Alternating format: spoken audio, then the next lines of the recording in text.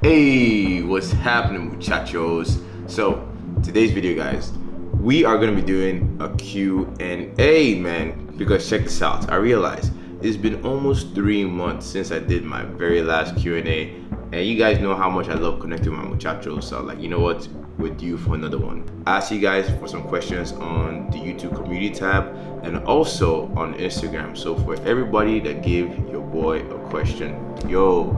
Mucho apreciado. Is that even a real word? I don't even know, man. But thank you guys for your questions, man. Your boy really appreciates it. So, without further ado, man, woo, this is gonna be fun, man. Let's begin the Q&A. What motivates you to continue working out on your physique?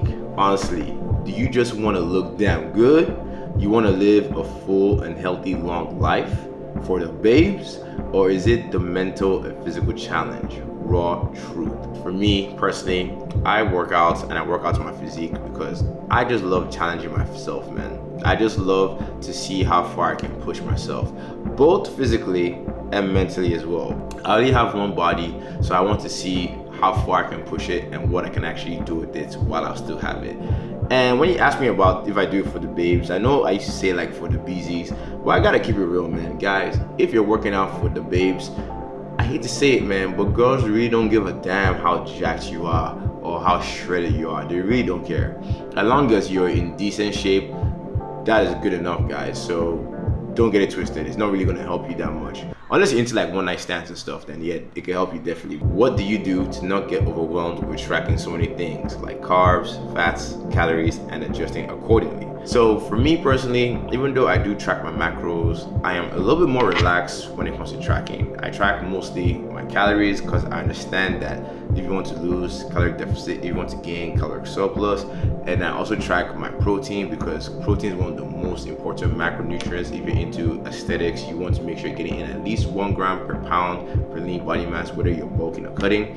And then to fill out my calories, I just let my carbs and fats do their thing, man. I'm pretty relaxed about that because I see some other YouTubers that they do protein this, carbs this, fats this, and I'm like, man, that's a headache. God, no more, please, man. I rather just think about calories and protein.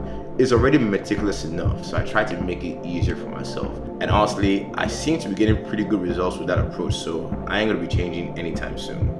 I've been watching your channel for a couple months now. Thanks, muchacho. And I've always wondered, how many ring workouts should you do in a week?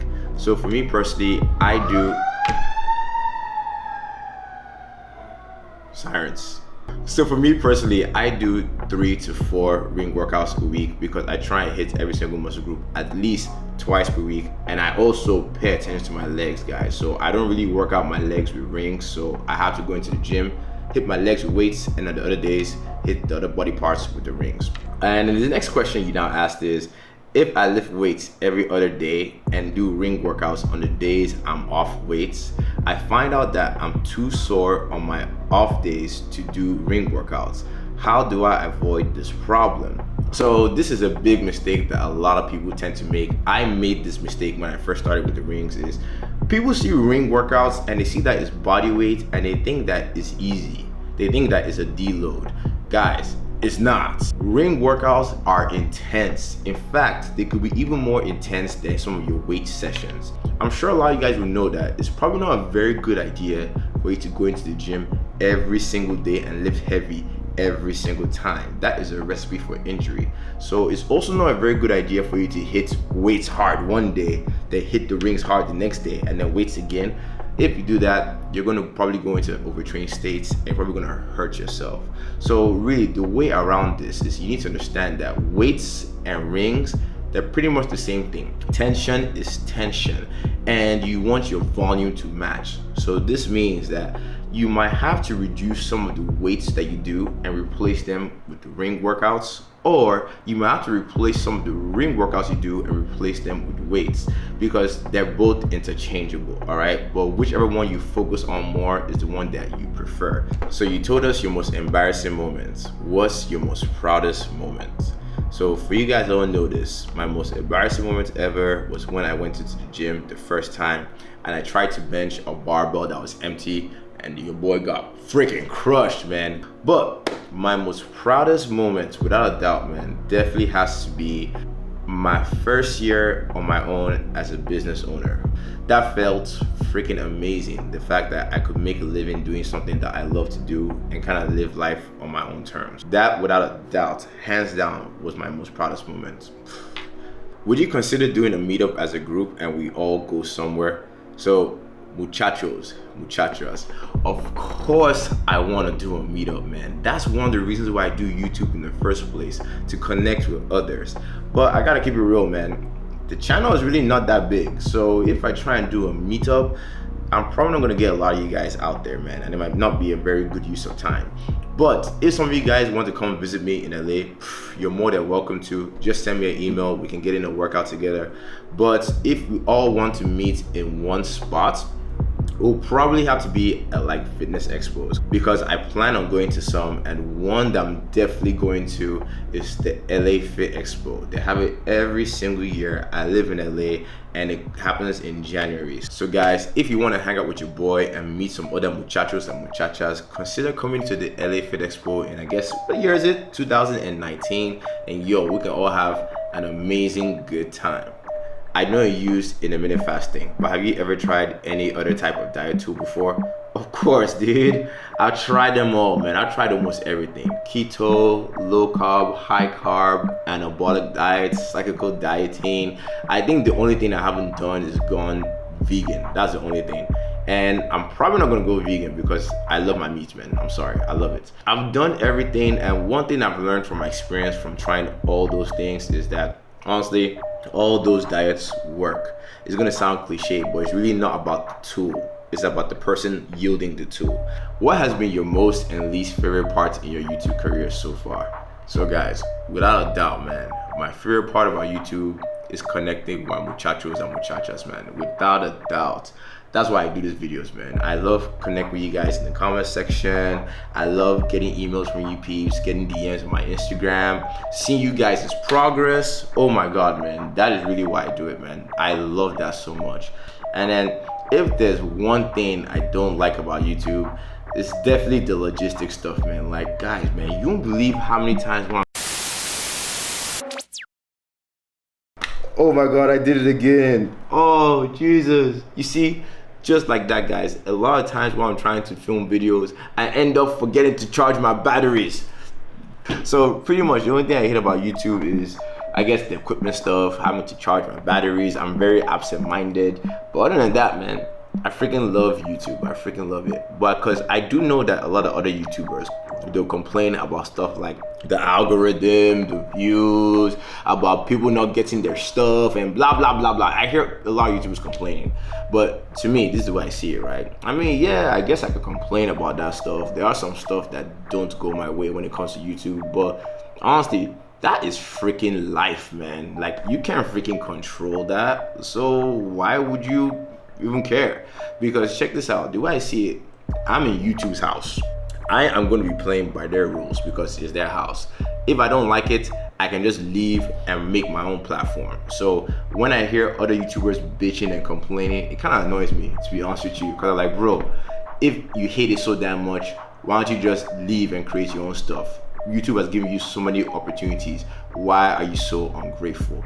How old are you? How long have you been working out?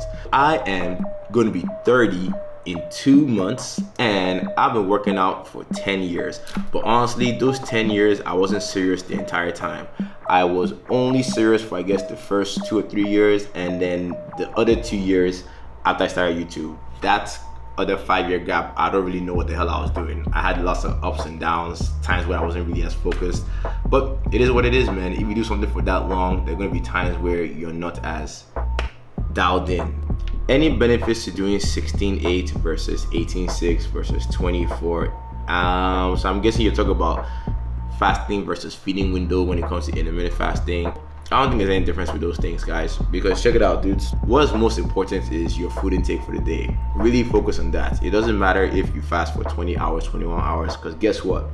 If you're trying to get shredded, lose weight, and you fast for 22 hours, but yet you eat at a caloric surplus, then it doesn't really matter how long you fasted, because at the end of the day, you're at a caloric surplus, so you're going to gain weight, and that's against your goals. So you always want to think about what you're actually eating during your feeding window rather than how long you're fasting or not. Because I'll tell you a secret, guys, throughout this entire shredding process, there have been some days where I didn't really fast that much. I really fasted for like maybe 10 hours, 12 hours, because intermittent fasting is a tool. I see it as that. And as long as I hit my calorie goals, macro goals for the day, I'm gonna see progress. That is the most important thing, not how long you're fasting.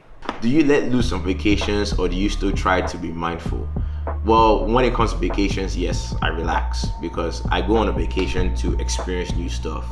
So if you guys watch the channel, you know that I like food. I really like food. When I travel, I like to try out the foods in the places that I go to. So I'm gonna definitely be more relaxed. Now, it doesn't mean that I'm gonna pig out and eat 10,000, 20,000 calories in one day. Of course not. I'm gonna still be sensible, but I'm gonna enjoy myself. And if I end up gaining some weight, so be it, man. When I get back home, I can get back into my routine and I can lose it again. I know how to do it. I can lose weight, I can gain weight. It's pretty much boom, like clockwork. I'm not gonna give up on the experience just because I might gain a few pounds. How do you know so many Spanish words? Honestly, muchachos, muchachas, I don't really know that many Spanish words, man. All I know is muchachos, muchachas, cabrón, mucho, gracias. I really don't know that much, man. I kind of picked up some Spanish because I live in Los Angeles. There are a lot of Latinas over here. Your boy likes it, Latinas, Cubanas, he's Dominicans, you know. I've dated quite a few, so I picked up some of their lingo. And honestly, I just think it just sounds pretty dope, man. I like using their words. For the last month, I've been boxing 2 days a week and lifting 3 days a week. I've seen my body shrink, but I'm still having trouble with belly fat. I've reduced my calories, but it seems like a battle I can't win. So when you say your body is shrinking, you first want to make sure that you're not losing any muscle mass. One way to check for this is your performance still staying high? Are you getting weaker? If you're not getting weaker, then that means you're probably not losing any muscle. If you're getting stronger while you're losing weight, then you probably know you're maintaining muscle very well. Now, if you want to know exactly how to maintain muscle while you're dieting, I'm going to link a video in the description box below, because I can't really talk about it extensively during this Q&A. It will take forever. But also, when it comes to the belly fat, one thing you need to understand is your body is going to pull fat from everywhere, man. In fact, most of the times, it's going to be last from the belly. So if you don't have shredded arms, if you don't have striated delts, don't expect to see six-pack abs, honestly, guys, because the body tends to pull fat from your stomach last. So if you don't have abs, then that means you need to probably just lose a little bit more weight. So last question of the day, what has been your biggest fear in life? Oh, okay. So this one is deep, man. Dude, you know, I have to be honest. I'm afraid of a lot of things. But to me, I think that that's what life is about, right? Life is about actually taking down your fears, going after things that challenge you. Because I think about fear differently than other people. But whenever I realize I'm afraid of something, I feel compelled to actually do it, because that means it's a chance for me to grow. So for example, when I was working as a personal trainer in a big box gym, comfortable, doing well, best trainer in there, had other trainers under me, I realized that I was afraid to actually run my own business and do my own thing. I was like, how am I gonna market? How am I gonna get clients? How am I gonna do this? How am I gonna do that? And then when I realized I was afraid, I quit my job. Because I realized that if I was afraid of doing stuff on my own, that means I should do it. That means it's going to be an opportunity for me to grow and become a bigger, stronger version of myself. And honestly, that was the best decision I ever made. And to this day, I always try and do things that scare me. Because if I feel uncomfortable about something, that means I need to do it. Because if I overcome that fear, I'm going to become a stronger person. And that to me is what life is about. Life is about overcoming challenges and figuring out who you really are and trying to fulfill your fullest potential. Well, that's just me at least. So, peace, man. Thank you for the Q&A. Your boy enjoyed hanging out with you guys, connect with you guys. But you know what? Before I go, I want to ask you guys one question. You guys have asked me a lot of questions in the past almost half hour, I guess, right? So in the comment section below, let your boy know, why do you enjoy watching the channel? Because after going through this Q&A, I got a lot of questions about a lot of things, man. A lot of topics. So it seems like you guys like different things. So I want to hear more from you guys in depth in the comment section below, why you guys like watching the channel. So with that, guys, I'm out of here. If you guys like this video, you guys know what to do. Go ahead and give this one up. Boop. Thumbs up. And if you haven't subscribed to the channel, yo, go ahead and subscribe. And muchachos, muchachas, always remember this. Always strive to improve, even if you're just a little, each and every single day. Kaizen. See you guys in the next video. Peace.